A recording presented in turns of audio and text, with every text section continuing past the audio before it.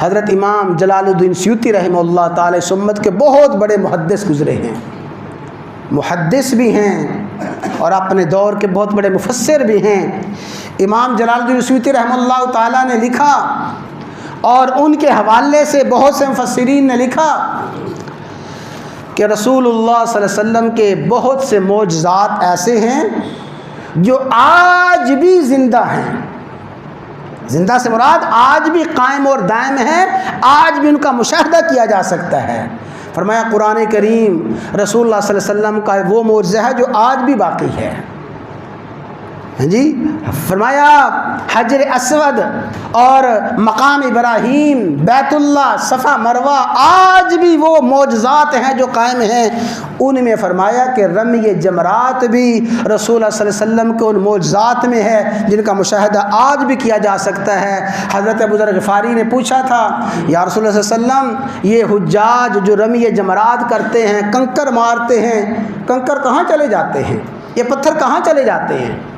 جیسے میں نے ابھی بتایا نا، کئی سال جو سعودی حکومت کے اعداد و شمار کے مطابق 17 لاکھ سے زیادہ حجاج نے حج ادا کیا ہے، تو 70 کنکریاں، زیادہ تر حاجی، بے شمار حاجی 70 کنکریاں مارتے ہیں۔ اگر 70 سے 21 کم کر لیں تو کتنی بن گئی جی؟ ہاں جی 49 کنکریاں تو ہر حاجی مارتا ہے، ورنہ 72 کنکریاں اکثر حجاج مارتے ہیں۔ تو اگر 72 کنکریاں ہر حاجی مارے، لاکھوں کی تعداد ہو، تو لمحات میں بہت بڑا پہاڑ بن جائے۔